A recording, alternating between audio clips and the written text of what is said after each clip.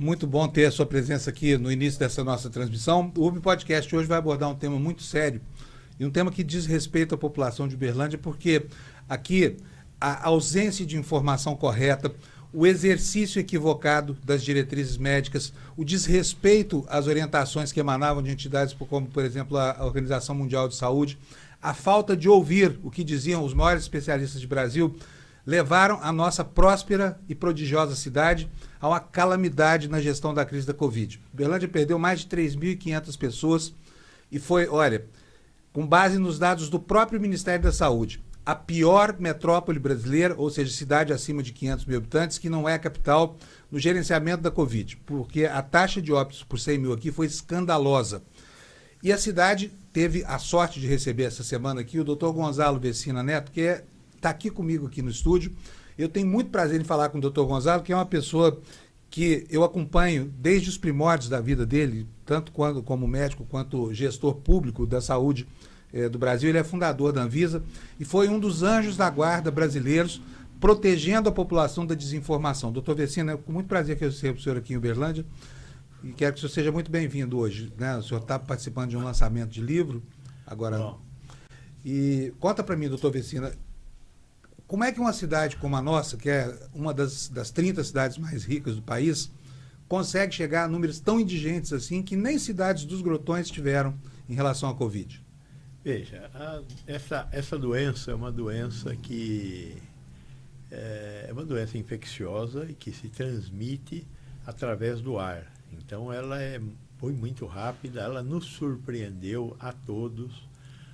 Nos primeiros meses nós cometemos muitos erros na contenção da doença, mas fomos aprendendo, né, até chegar à vacina e conseguimos elevar a proteção da sociedade brasileira. Mas nós não tínhamos um governo preocupado com a saúde pública no governo federal e muitos estados e muitos municípios reproduziram essa condição do governo federal e isso criou uma catástrofe sem tamanho, né? Você falava do que aconteceu aqui em Uberlândia, mas o que aconteceu no Brasil foi terrível. Nós tivemos mais de 700 mil mortos no Brasil, né? Eu, com frequência, olho para a situação da Coreia do Sul. A Coreia do Sul não dá para comparar com outros países menores, ou mesmo um país como o país que provavelmente melhor administrou essa crise foi a China, mas ela administrou com a mano militar e segurando muito as pessoas em casa. Então não dá para comparar com outro país, como Estados Unidos, Europa. Agora, olhando para a Coreia do Sul, com um país de 52 milhões de habitantes, nós tivemos lá 25 mil mortes. O Brasil tem 212 mil habitantes, 212 milhões de habitantes. Coreia do Sul, 52, aqui 212, lá morreu 25 mil, eu teria que esperar aqui no máximo 100 mil mortes. Nós tivemos 700 mil. Como é que isso aconteceu? Isso aconteceu graças à nossa incapacidade de gerenciar a doença. O que é gerenciar a doença? Afastar as pessoas para que elas disseminassem menos a doença, fazer o diagnóstico da doença através da realização do teste de RT-PCR. Uma vez identificada, normalmente o que a gente fazia você pegava uma pessoa que pegou a doença e você fazia o teste nela. Deu positivo, você vai buscar 5 contatantes dela e vai fazer o teste em 5 contatantes.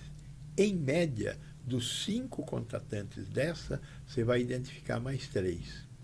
Aí não dá para ir mais à frente. Por que não dá para ir mais à frente? Por causa do período de incubação. Então você consegue pegar esta pessoa e os contatantes. Mas se você conseguir bloquear estes contatantes, você vai diminuir talvez mais 9 pessoas que iriam pegar dos contatos deles. E isso é que a gente chama de bloquear a epidemia, né?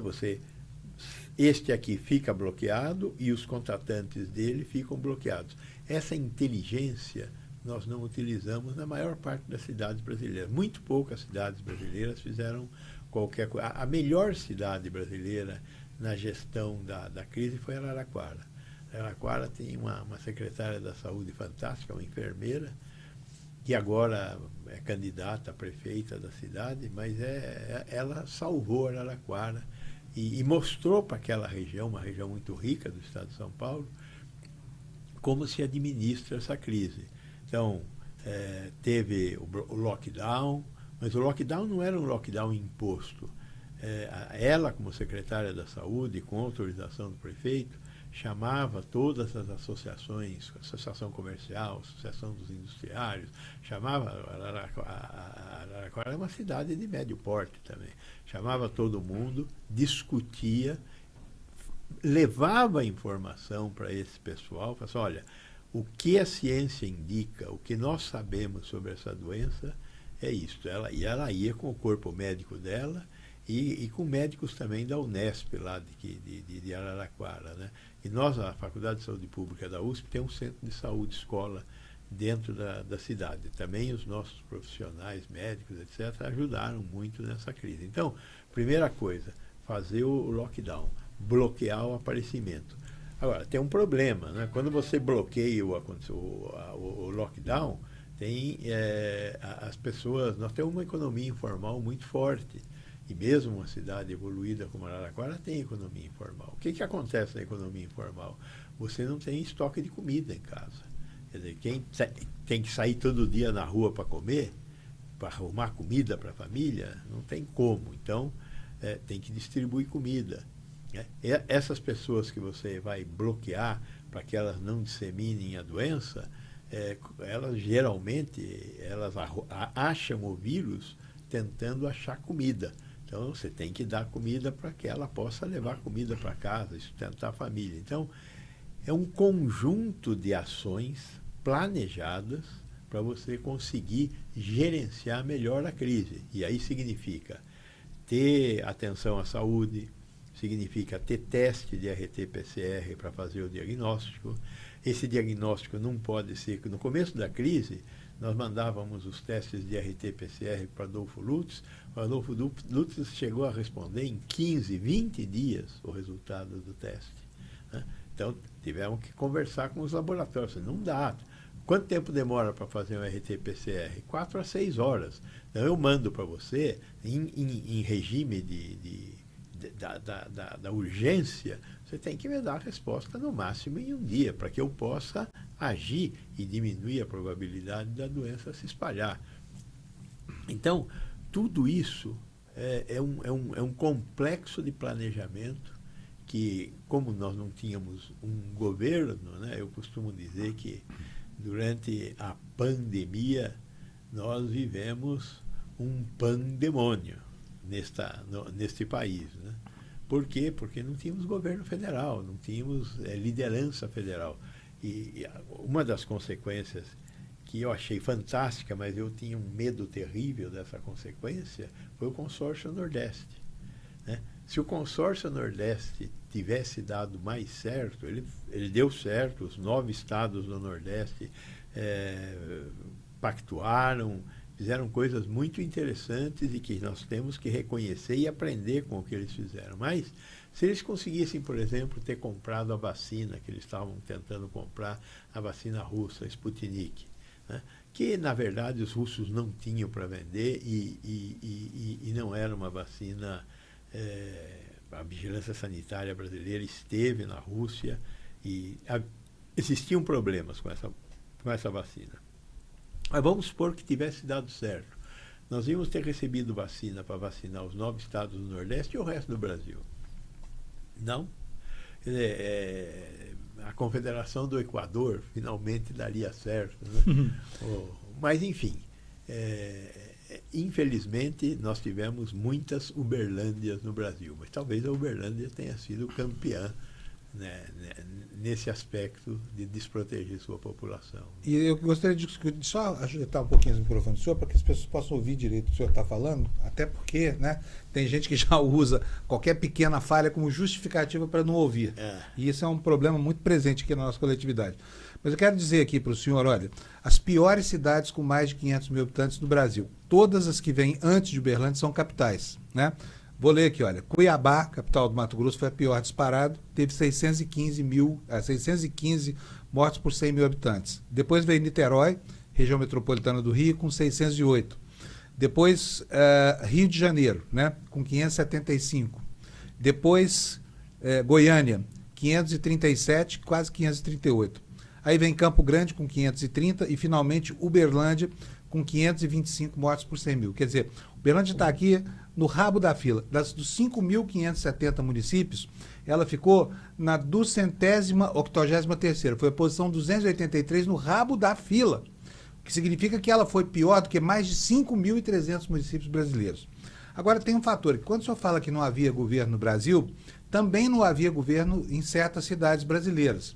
É o caso de Uberlândia. Olha, aqui a maçonaria, um grupo grande de médicos negacionistas, os empresários do comércio que não queriam e o prefeito local se mancomunaram para desmoralizar a eficiência das campanhas que vinham sendo feitas, tanto de prevenção com lockdowns, logo depois uma campanha anti-vacina e uma grande, enorme distribuição de esses medicamentos fantoches aí, que são a cloroquina, ivermectina e companhia limitada. O resultado está aí, indesmentível, são estatísticas do próprio Ministério da Saúde. Agora, pergunto ao senhor, por que é que no século XXI alguém despreza um caminho seguro, como que estava sendo proposto pelas vacinas, e opta por bruxarias e por fornecer, distribuir para a população essa química que não presta para nada, para expor as pessoas ao risco de morrer, doutor Vecina? Sinceramente, eu tenho dificuldade em entender. Eu acho que a única explicação possível para esse caso é uma explicação muito presente na medicina, que é a ignorância, né? As pessoas, e eu acho que isso é natural, ignoram coisas complexas. Então, tudo que tiver alguma complexidade, as pessoas ignoram. Qual é a consequência dessa ignorância? Você substitui essa falta de conhecimento por algumas soluções que são soluções mágicas, né? Água benta, qualquer coisa dessa. Criolina, você substitui por alguma coisa. E aí fica muito difícil, sem que você faça um projeto de pesquisa. Então, no caso, por exemplo, da cloroquina, teve um médico francês, que era um médico conceituado, que no afã de tentar achar alguma coisa que agisse contra esse vírus no início da crise sanitária, lá em 2020, ele pôs 20 pacientes num hospital e fez experiências, primeiro in vitro, que ele pegou lá placas de Petri, que é um negocinho de vidro que você coloca lá a cultura de células e de vírus, e começaram a fazer experiência com muitas substâncias. Uma das substâncias com as quais eles fizeram experiência foi a cloroquina. E a população de vírus, frente à cloroquina, diminuiu. Agora, aquilo é o que a gente chama de uma prova in vitro, não in vivo. Então, o passo seguinte era fazer a prova em vivo. Só para a gente entender bem, desculpa interromper o senhor, a prova in vitro coloca o vírus em contato com uma quantidade enorme do produto que vai combatê-lo, não é isso? Exatamente. Que é incompatível com aquilo que o corpo humano é capaz de suportar desse Também medicamento. Também isso. Por isso que você sempre, depois da prova in vitro, tem que ir para a prova em vivo. Aí você tem que tomar cuidado com a dose que você vai usar, porque não tem remédio que não faça mal. Todo remédio faz mal. Então, você tem que acertar a dose. Como a cloroquina é um medicamento utilizado para tratar malária, a gente sabe qual é a dose que o paciente suporta para tratar malária. Então, esse cientista francês, ele chama-se Didier, né? Ele acertou a dose de cloroquina como se ele estivesse tratando um paciente com malária. Ele pôs lá 30 pacientes numa sala e dos 30 pacientes, 2 morreram e os outros 28 se salvaram.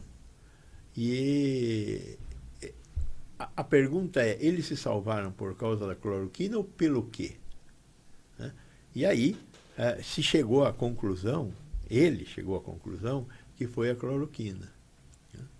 e publicou isso, e depois a revista que fez a publicação, inclusive, retirou a publicação. Fez uma baita autocrítica. Fez uma baita autocrítica, né? Está comprovado que a cloroquina não tem nada a ver. Como está comprovado que existem... a história natural da Covid-19 é uma história bastante complexa. Os ingleses são meio abusados. Eles fazem um negócio chamado desafio, challenge. Como é o desafio? O desafio você pega uma pessoa sã e faz a pessoa adoecer daquela doença. As pessoas que aceitam participar de um challenge assinam um papel. No Brasil nós não aceitamos isso, nós achamos que é antiético e tal, não sei o quê.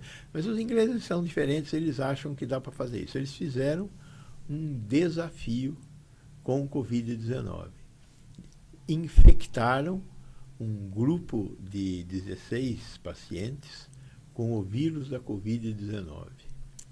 E identificaram que desses 16 pacientes, pelo menos 7 foram infectados e não desenvolveram os sintomas da doença, embora tenham tido RT-PCR positivo.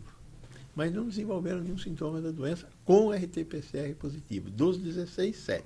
Ou seja, o corpo produziu uma carga de antivírus. O corpo se virou com aquilo. Uhum. Né? Dos 16, 3 tiveram a doença de uma forma um pouco mais grave, né? 7 não tiveram nada e o restante teve alguma coisa, porque eles foram infectados. Eles pegaram o vírus, enfiaram o vírus no nariz das pessoas e viram o que acontecia. Então, é uma doença, nós já sabíamos disso naquele tempo, né? Nós falávamos, olha, de cada 10 pessoas que têm a doença, 4 vão passar como se não tivesse tido nada.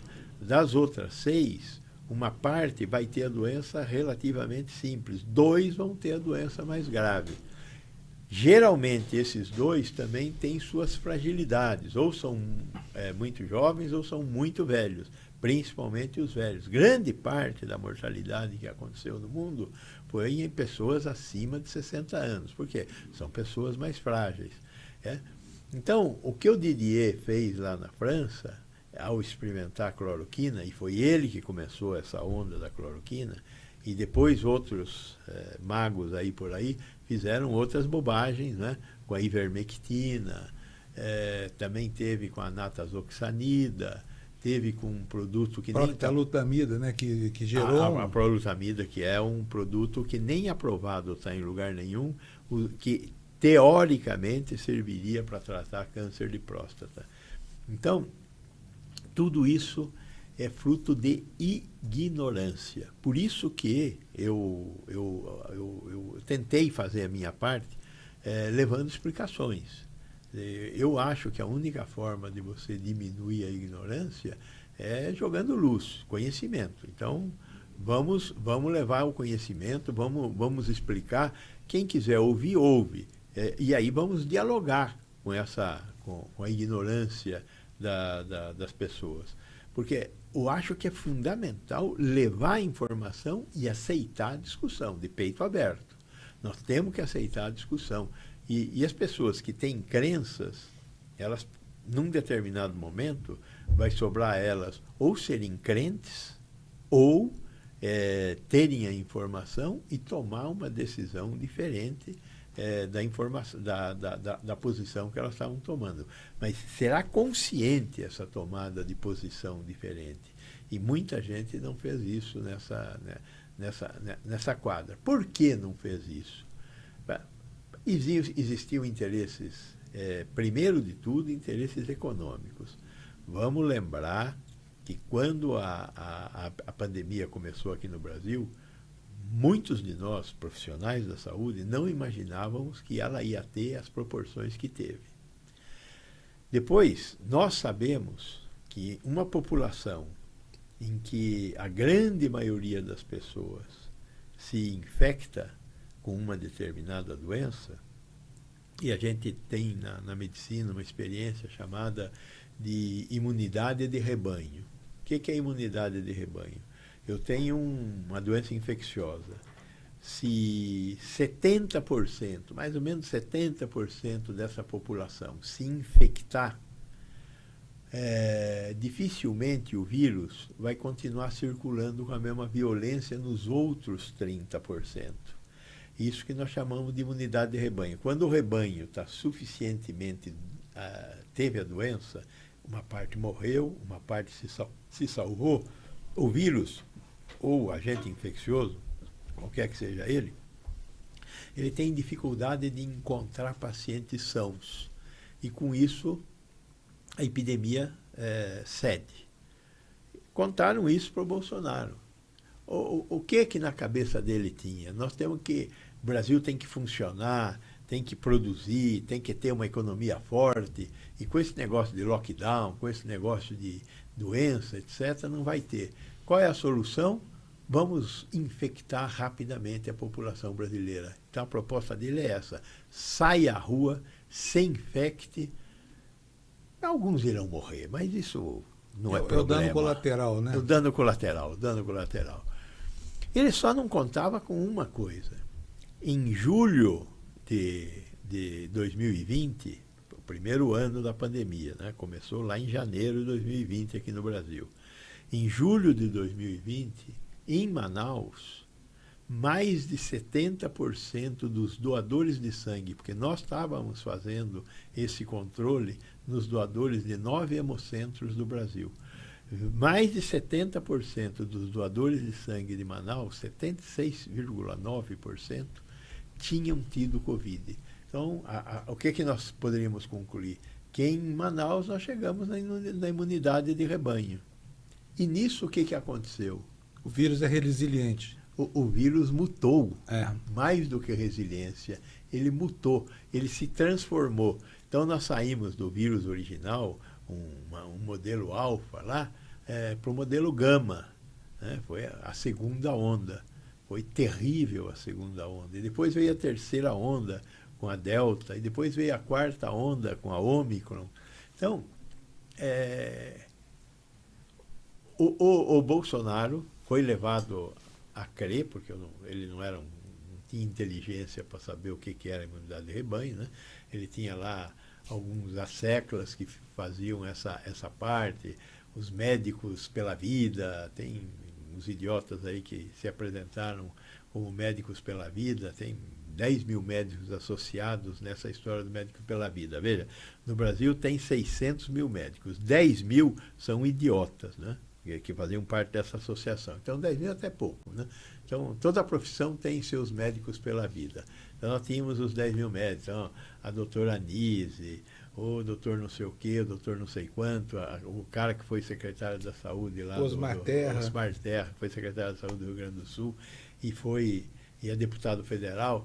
Bom, enfim, esses caras é que cercavam o Bolsonaro, que não é flor que se cheire. Vamos lembrar que ele era um tenentinho que foi expulso do exército e ganhou a patente de capitão quando fez uma bobagem de jogar bomba em banca de jornal lá atrás, né? Então, esse cara que acabou numa fratura do tempo aí, levou uma facada e foi eleito presidente do Brasil, é que nós tínhamos de plantão aí, mas um idiota, né? Um cara que é incapaz de articular uma frase inteira. Né? Então, esse cara virou presidente do Brasil, né? E está dando cartas aí até hoje. Vamos ver o que vai acontecer, né? Depois de todas as falcatruas que ele fez, além das bobagens sanitárias, né? Que as bobagens sanitárias são muito, muito graves, né? E acho que a bobagem sanitária mais grave dele foi o problema da vacina. Quer dizer, essa questão, o que ele fez dois grandes erros com a vacina. O primeiro erro com a vacina foi não acreditar na vacina, né? E obstaculizou, inclusive, a vacina. Tentou ferrar a vacina do Butantan, logo depois que tivemos um paciente que morreu, não pela vacina, mas era um suicida, e depois tentando frear a distribuição da vacina, inclusive impedindo a compra da vacina da Pfizer. Nós temos que lembrar que nós não tínhamos, apesar de Butantan e da Fiocruz produzirem a vacina, não existia vacina em número suficiente. Tínhamos que comprar vacina. Ele insistiu e nós não fomos comprar a vacina da Pfizer. A Pfizer mandou, seguido as mensagens em agosto de 2020 sobre a possibilidade de vender vacina para o Brasil. Não compraram. Pois bem, então o primeiro grande crime foi esse. Mas o segundo grande crime foi a questão do testado de vacina, né? Quer dizer, aquilo é um crime de lesa saúde pública. O que ele fez de fantasiar que havia sido vacinado, ele e a família dele, os circunstantes que estavam com ele, de que tomaram a vacina. Isso é um crime, né? As pessoas estão tentando reduzir a importância disso, mas isso é um crime de saúde pública, gravíssimo, que nós não podemos aceitar. Então, esse conjunto de coisas é que nos levou a esse estágio de fanatismo ignorante que você mencionou. Eu não me surpreendo. Eu acho que o que faltou foi a gente conseguir agir contra isso e ter a consciência disso por daqui para frente, porque vamos ter mais problemas. Pois aqui em Uberlândia nós tivemos, numa escala muito grande, dada, né, a eficiência da transmissão dessa mensagem, essa mensagem pilantra, essa mensagem mortífera de descrença na orientação formal e na ciência. Uberlândia perdeu 2 vereadores para a Covid. Um dos suplentes que tomaram posse é um vereador completamente contra a vacina, inclusive autor de projetos de lei aí proibindo as escolas de cobrarem a carteirinha de vacinação. Enfim, houve de tudo aqui. Até o Ministério Público Federal exarou uma ordem aí para que a Prefeitura distribuísse cloroquina. Olha, foi uma vergonha o que aconteceu aqui nessa cidade. E isso criou um conceito que perdura até hoje. Aí a gente acompanhou de muito perto a cruzada que o senhor e outros cientistas fizeram em benefício do esclarecimento da população. Mas o senhor usou uma expressão aqui agora que eu acho que ela sintetiza o problema da comunicação. Nós precisávamos comunicar. Só que a mensagem não se forma em quem comunica, ela se forma em quem recebe a informação. E pergunto ao senhor, doutor Vecina, como é que o senhor vê, por que as pessoas acreditam tão facilmente em coisas como, por exemplo, gurus quânticos, ou homeopatia, chá de não sei o quê, floral de bar, e não aceitam a mensagem da ciência? Qual é o problema com a comunicação humana, ou sei lá, com a cognição humana, que leva a um resultado desastroso como esse? Veja bem,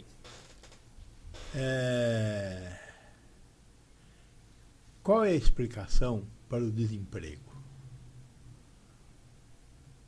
Tem uma explicação fácil para o desemprego. O desemprego existe porque o cara é um vagabundo, né? Então o cara é um vagabundo, ele não vai trabalhar.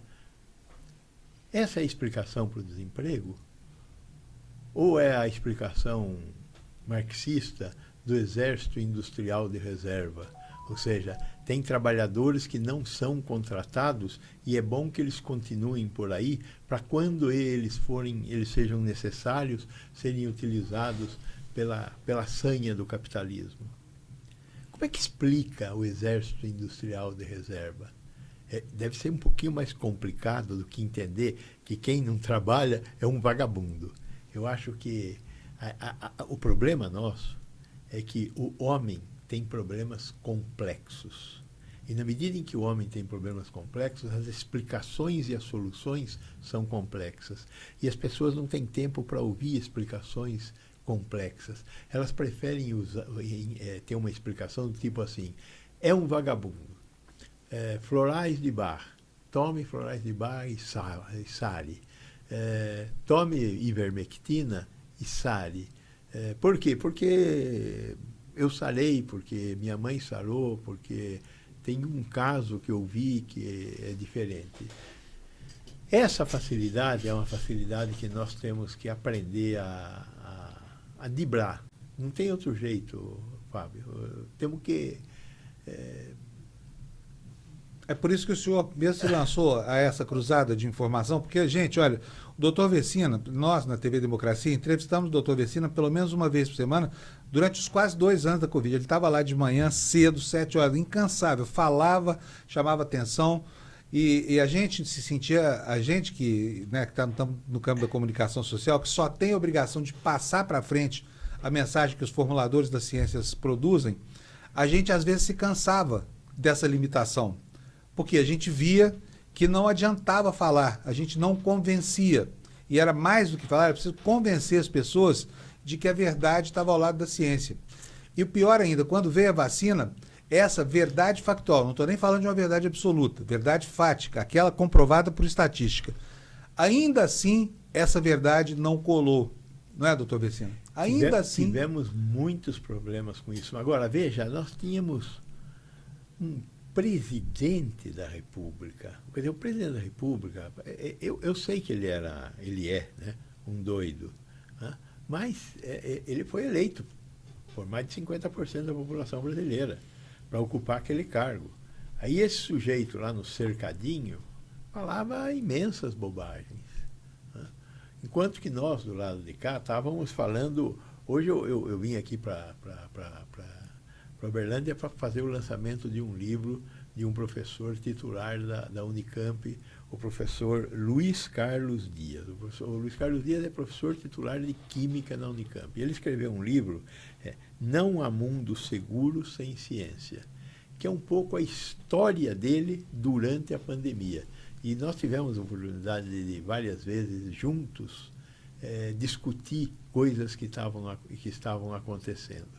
Pois bem, o Luiz Carlos reuniu a experiência dele, as falas dele durante esses 3 anos e fez um livro que eu tive a oportunidade de prefaciar e que hoje está sendo lançado nesse evento que nós vamos ter aqui na Universidade Federal de Uberlândia. Pois bem, essa decisão de levar conhecimento não é uma decisão fácil, é uma decisão muito difícil, complexa e que exigiu de todos nós muita disposição.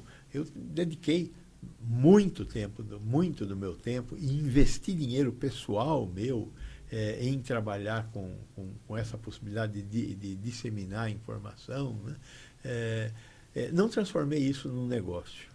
Não transformei, como o Luiz Carlos também não transformou, como muitos de nós, muitos profissionais de saúde e de campos afins fizeram. E nós também fizemos, né? A nossa vocês parte fizeram, a imprensa foi fundamental. Vamos lembrar que lá em junho de 2020, o Pazuello, o general Pazuello, assume o Ministério da Saúde, o presidente da República, o Bolsonaro, manda embora o Mandetta, que era um ministro razoável, e põe no lugar dele um militar especializado em logística que mandou jogar um monte de vacina fora. Pois bem, esse militar especializado em logística, que ocupa o Ministério da Saúde, a primeira coisa que ele fez foi: ninguém mais fala quantos mortos nós tivemos no Brasil.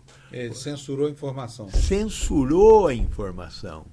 E aí a imprensa brasileira se articulou para criar o Consórcio Brasileiro de Informação. E continuamos a ter informações graças ao consórcio. A imprensa foi fantástica no Brasil. Quer dizer, nós devemos muito a vocês, profissionais da imprensa, profissionais da comunicação, por não ter ficado totalmente no escuro. E essa luz que sobrou é a luz que permitiu que que outros caras também, a Dalcomo lá no Rio de Janeiro, um monte de pessoas no Brasil. O Cláudio Meirovitch, o Cláudio Meirovitch, Don Quixote nessa guerra, né? Nós fizemos o nosso papel, mas foi graças à trincheira da imprensa está funcionando. Foi a partir da trincheira da imprensa que nós conseguimos fazer isso. Eu tive um auxílio muito importante de uma produtora desses podcasts, para fazer as minhas comunicações. Isso foi vital. Então, vocês estão de parabéns. Não, mas nós não merecemos parabéns, porque nós só cumprimos o que era mesmo a nossa obrigação. Então, teve horas que foi duro, mas aquilo é o mistério da jornada. Agora, vocês, eu estou falando do senhor, do Cláudio, Natália Pasternak, outros que se enfiaram nessa trincheira, vocês fizeram isso com um desprendimento impressionante. Como o senhor falou, ninguém transformou esse negócio. Poderiam, se tivessem qualquer tipo digamos assim, de licença ética, Poderiam ter feito, por que não? Mas não fizeram. Saíram por aí, estou falando, são verdadeiros quixotes nessa guerra absurda contra a desinformação. Agora, me incomoda muito saber, doutor Bessina, que a despeito de toda a experiência que o Brasil viveu, nós não aprendemos muito com essa pandemia, pelo menos não o suficiente para enfrentar outras situações. Vou citar 2 casos para o senhor. A vacina contra o HPV, que está sobrando nos postos de saúde. Olha, eu fui tomar essa vacina, eu tomei a vacina contra o HPV porque o meu médico recomendou. Ela serve para inibir um monte de doenças, inclusive herpes, essa coisa toda. E custa R$600 cada dose. E os pais não levam os filhos porque acham que isso pode estimular precocemente o início da vida sexual. Queria ouvir um pouco do senhor sobre isso. Não, é lastimável, né? Porque você está protegendo a menina e o menino de terem futuramente uma série de problemas sanitários, inclusive cânceres, né? O câncer mais frequente da mulher, que é o câncer de colo uterino, é fundamental. Ele é prevenido com a vacina. O câncer de pênis também no menino é prevenido com essa vacina do HPV. É uma vacina que foi introduzida no nosso calendário vacinal. O Butantan incorporou tecnologia transferida da Merck para produzir a vacina aqui no Brasil. Ou seja, é uma história perfeita a oferta da vacina do HPV. E aí vem uns idiotas aí dizer que isso é para fazer a vida das crianças, a vida sexual das crianças ser antecipada, né? E falam da vida sexual das crianças como se vida sexual fosse um negócio abominável, né? Abominável, né? Olha, trepar é muito bom, é fundamental para a vida do homem, não só para procriar, mas para a saúde mental nossa, é fundamental a prática do sexo. Então, vamos parar com essa história de que sexo é coisa do diabo, é coisa feia, etc. Não, não é feia, é normal, né? Não é feia nem bonita, é normal, faz parte da existência de todas as raças a prática do sexo. Como almoçar, jantar, fazer cocô todo dia. É natural. Então, essa coisa da vacina do HPV, ela é terrível, né? E, em parte, de novo, ela é fruto da ignorância, né? Da forma como uma parte dos evangélicos está tratando isso, né? E eu acho que a gente tem que entender melhor essa história dos evangélicos, né? Quando a gente olha para qual é a maioria dos evangélicos, a maioria dos evangélicos são mulheres pobres que não têm muito mais o que fazer. Então, a igreja é um local de socialização. Essa igreja, que é um local de socialização, é onde ela vai encontrar alternativas simples para a vida complexa que ela tem, né? Então, pagando o dízimo para o pastor, que faz promessas que Deus cumprirá. E essa singeleza da vida nós não somos capazes de entender, né?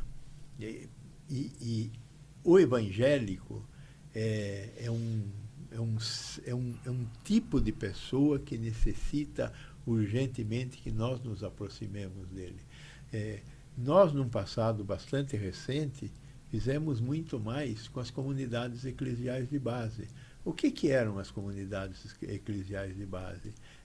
Era trabalhar com um povo cristão, católico, da periferia da Zona Leste de São Paulo, que não tinha explicações para a situação que estava vivendo. Só que o caminho escolhido pelos dominicanos, pelos franciscanos, foi falar: o caminho é construir uma vida melhor. E para construir uma vida melhor, nós precisamos fazer uma política melhor. E não é com malafaias que nós vamos conseguir fazer uma política melhor. Então, o que falta nessa equação? Conhecimento. Falta mais conhecimento, mais saber, para conseguir enfrentar essa ignorância em cima da qual essas pessoas estão sendo conduzidas. Pois é uma tarefa hercúlea, né? Porque, afinal de contas, a gente viu o tamanho do desafio que foi, e o desafio foi perdido, porque no final da história da Covid, o placar contra a vida foi quase que uma goleada, né? Foi uma goleada. 711 mil mortos, num país que tem 2% da população mundial, teve 11% dos casos do planeta, ou seja, foi uma tragédia. E a nossa cidade aqui, Uberlândia, foi uma tragédia dentro dessa outra tragédia. Mas essa tragédia, doutor Vecina, será que ela deixou um legado que vai nos permitir, no futuro, não repetir esses erros? Ou a senhora acha que... Eu tenho a impressão que não, viu? Porque o Brasil, por exemplo, podia ter aprendido mais com a gripe espanhola, né? Aliás, a gripe espanhola confundiu as pessoas, porque morreu pouca gente no Brasil em relação ao que tinha morrido na Europa, né, doutor Vecina? Mas não se aprendeu muita coisa. Morreu muita gente, mas naquele tempo nós não sabíamos nem o que era vírus, né? O conceito de vírus é um conceito de 1930. E nós estamos falando de 2018, quando nós tivemos a gripe espanhola. Eu acho que nós não aprendemos com a gripe espanhola, com certeza, mas eu tenho certeza que com a Covid-19 nós estamos trabalhando no sentido de que o que aconteceu seja devolvido para a sociedade. Eu estou trabalhando num grupo de técnicos, o Instituto Todos pela Saúde, em que nós estamos buscando construir um corpo de conhecimentos que ajude o Brasil a enfrentar melhor a próxima pandemia. E a próxima pandemia, aliás, os epidemiologistas agora não têm falado em próxima pandemia. Eles têm falado em... nós estamos vivendo um tempo entre pandemias, né? A próxima pandemia não é uma discussão, ela está aí e ela vai acontecer. E, de fato, ela está aí e ela vai acontecer. Então, o que nós temos que nos preparar é para ter condições de identificar, de controlar, de fazer vacina rapidamente, para que para que existam menos mortes do que nós tivemos com a Covid-19. Aliás, a propósito disso, essa era mesmo a próxima pergunta. As pessoas têm que observar, e é bom que você que está nos assistindo preste atenção, que nos últimos 3 séculos houve uma mudança drástica na frequência com que as pandemias ocorrem. Antes elas aconteciam uma vez a cada 100 anos, depois do século XX elas passaram a uma vez a cada 50 e agora é uma vez a cada 5 anos, né, doutor Vecina? Portanto, nós já tivemos a gripe do porco, gripe da galinha, H2N, H3N2, tanta, a gente já se perde nessas siglas aí. No tempo da peste bubônica, que devastou a Europa durante 300 anos, né? Foi lá de 1300 a 1500, por aí, e tivemos 1/3 da população europeia foi dizimada pela peste bubônica, a peste da pulga do rato, né?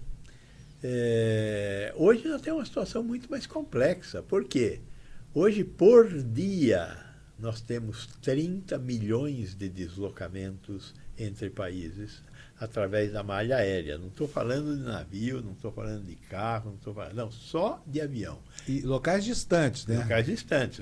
Você sai de um país como a China e vem para o Brasil em menos de 24 horas. Então, essa capacidade de se andar pelo mundo, né, é muito importante para a disseminação de doenças, né? Mesmo assim, tem algumas doenças das quais nós ainda nos conseguimos livrar, como, por exemplo, o ébola. Qual é o problema do ébola sair da África e ir para algum país? É que o ébola mata muito rápido o paciente. Em 1, 2 dias ele mata o paciente. E com isso o ébola não saiu da África, né?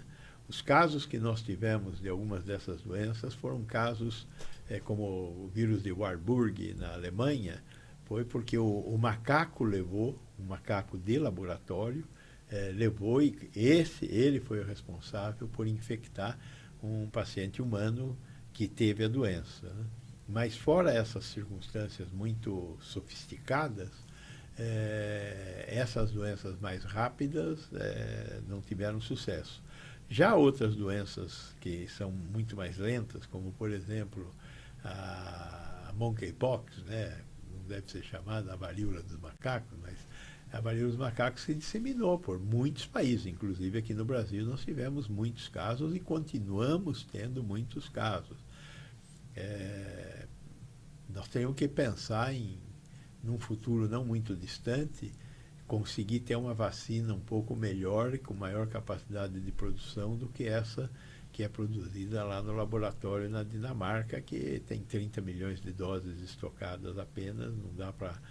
Porque nós temos que matar essa doença lá onde ela começou, na África. Não adianta fazer o que nós já fizemos errado, que é nos nossos países. Nós temos que matar lá na África. A África e os países subdesenvolvidos do Sudeste Asiático sofreram muito com a pandemia. Por quê? Porque nós não distribuímos vacinas de maneira adequada para essas populações. Enquanto a Europa comprou, os Estados Unidos compraram 5 vezes a quantidade de vacina suficiente para cobrir suas respectivas populações, nesses países não tivemos acesso à vacina. Então, essa é uma coisa que nós temos que aprender para a próxima crise. E eu tenho ouvido dos meus amigos que são infectologistas as previsões mais apocalípticas, porque tem muita gente muito preocupada com a próxima pandemia, porque, em tese, nós já estamos aí, ela está batendo a nossa porta. Se a frequência é de 5 anos, 2025 vai ser o ano. Pode não ser, porque estatisticamente as coisas não são exatamente assim, mas é por aí que sempre acontece. E eu tenho ouvido previsões de que esse vírus que vai infectar o mundo pode nascer entre os arbovírus brasileiros. E são duas grandes suspeitas, né? São os vírus derivados aí da influenza e outros vírus de aves, né? E os arbovírus brasileiros.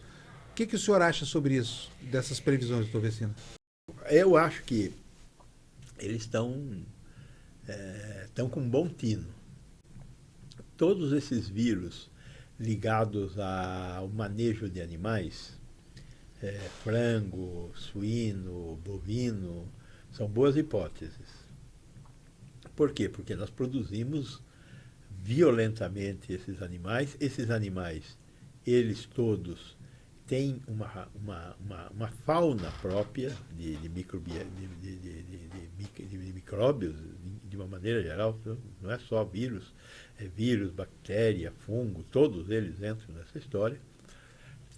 E a chance de um micro-organismo desse saltar, fazer um spillover dessas criações para outros mamíferos e desses outros mamíferos para o homem, ou direto para o homem, é muito grande. As aves migratórias, elas fazem um pouco esse papel, né? A ave migratória, muita gente relativamente, hoje com esse processo de urbanização diminuiu um pouco, mas tem muita gente que tem uma galinha, que é uma criação de galinha no fundo de quintal. Essa galinha no fundo de quintal tem comida. A ave migratória, quando passa e vê comida, ela vai lá na comida dessa galinha lá no fundo do quintal. E se ela tiver uma doença, ela passa essa doença para aquele frango. E você está convivendo com aquele frango. A chance de você ter aquela doença em casa é muito grande. E esse é o caminho que ele utiliza, né? Então, esse é um caminho. O outro caminho é um caminho mais complexo, que vem da pressão ecológica, que é provavelmente o que aconteceu com a Covid-19, né, o SARS-CoV-2, que o SARS-CoV-2 é um vírus de morcego, já identificado há muito tempo atrás no morcego. E a pressão ecológica sobre o morcego levou esse vírus, o SARS-CoV-2, a saltar do morcego para um outro tipo de mamífero. Pode ser um macaco, né? Ou o próprio morcego, depois dali. Pode ser o próprio morcego, pode ser um outro mamífero que na China é usado como fonte de alimentação, né? Porque lá na China, se o bicho andou, se tem perto, eles comem. Eles comem. Eu tive a oportunidade de ir a Xangai, e no mercado de Xangai é impressionante. Essas lojas que vendem animais vivos, né? E você chega lá na loja, é uma loja de 3x4, tem 50 bichos diferentes, né? Tudo quanto é tipo, pequeno, grande. E aí você chega lá e fala, eu quero 1 quilo de aranha. E o cara te dá 1 quilo de aranha. Eu quero aquele mangusto, sei lá o quê. O cara, você quer limpo ou vai levar para matar em casa? Aí, naquele lugar ali, ele abre o bicho, limpa o bicho, enche de sangue aquilo lá. Sem nenhuma higiene. Sem nenhuma higiene, né? Tanto é que o governo chinês agora proibiu esse tipo de abate e de lojas. Já desde antes do início da Covid-19 já havia uma proibição da existência desse tipo de lojas que eu vi nos anos... Eu estive na China em 2007. Mas não já é uma lei que não pega lá também, né, por causa da cultura. Veja, é verdade. A chamada carne verde, né? Aqui, nesses nossos grotões, em Minas, na Bahia, em São Paulo mesmo, existe gente que comercializa carne verde, de boi, de porco, frango, né? E a carne verde é uma forma de você disseminar micro-organismos, com certeza. Então, essa é uma outra hipótese, né? A pressão ecológica. Nós estamos fazendo pressão em cima dos nossos biomas. Os nossos biomas estão sofrendo um ataque. Veja o que está acontecendo no Pantanal, né, que está sendo destruído. Os micro-organismos, os arbovírus que moram lá, eles vão encontrar alternativas para fugir de lá. Quais serão as alternativas que eles vão encontrar? Né? A doença de Chagas. Nós achamos que a doença de Chagas acabou. Por que a doença de Chagas acabou? Porque nós fizemos o estuque. Né? Hoje o pau a pique praticamente não existe. Existe ainda, mas praticamente não existe. O que é o pau a pique? É um lugar cheio de buracos onde um barbeiro se esconde. Né? E sobe no teto e cai em cima da gente à noite, porque o barbeiro nem voar não voa. Agora, qual foi o caminho que o barbeiro encontrou? Ele encontrou caminhos.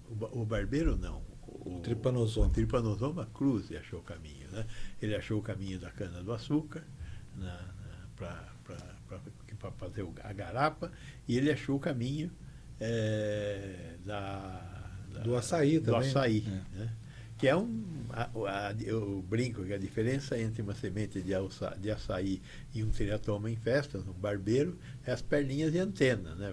Você, aquele mar então, a natureza, ela encontra caminhos. E, com certeza, os nossos arbovírus encontrarão caminho. O vírus sabiá, sabiá não tem nada a ver com sabiá, né? O vírus sabiá, ele foi descoberto aqui em Cotia, num bairro que se chama Sabiá. E por isso recebeu esse nome, né? Não é para sair por aí matando sabiá. Tá certo? Entendi. Mas é um vírus desses. Volta e meia nós temos um casozinho de vírus sabiá. O que falta para ele ser mais agressivo? Uma mutação. Essa mutação pode acontecer como aconteceu com o Covid? Pode. Então temos muitas hipóteses, viu, Fábio? E aí, quanto mais animais, por exemplo, numa granja que tem milhares de galinhas, é muito mais provável, porque cada corpo é um laboratório, né? Produzindo mutações, né? É um laboratório. Doutor Vecina, eu ficaria aqui conversando com o senhor à tarde, mas se eu fizer isso, eu vou atrapalhar o senhor, porque está quase na hora do seu lançamento, o senhor precisa sair daqui. Exato. Quero agradecer muito a sua presença aqui, agradecer o trabalho que o senhor faz incessante para manter a gente alerta e vigilante. O senhor é uma pessoa excepcional. E, gente, isso que eu estou dizendo dele não é só por causa disso, viu? A vida pública do doutor Vecina tem muitos e muitos. Eu, pessoalmente, acompanho há mais de 30. E ele já era um senhor quando criou a Anvisa lá em Brasília e fez uma obra memorável, né? A gente precisa lembrar que a Anvisa foi um dos bastiões de resistência contra a má política do governo Bolsonaro, né? Graças ao fato de ser uma agência autônoma, ela conseguiu resistir ao que o Bolsonaro queria que fizessem. Por exemplo, não dar o registro das vacinas que estavam sendo produzidas no Butantan e na Fiocruz. Obra do senhor. Então o Brasil deve muito para o senhor, viu, doutor Vecina? E eu todo dia fico grato pela oportunidade de poder conversar tanto com o senhor. A obra não foi minha, a obra foi da sociedade brasileira, com certeza. Mas o senhor foi o mestre dessa obra. Então, muito obrigado para o senhor. E até uma próxima oportunidade aqui, gente. Obrigado. O doutor Vecina está sempre na TV Democracia, tá? De manhã cedinho. É verdade. Ele acorda cedo mesmo, então a gente abusa dele. Tchau pro senhor, tchau, pessoal. Até a próxima. Até.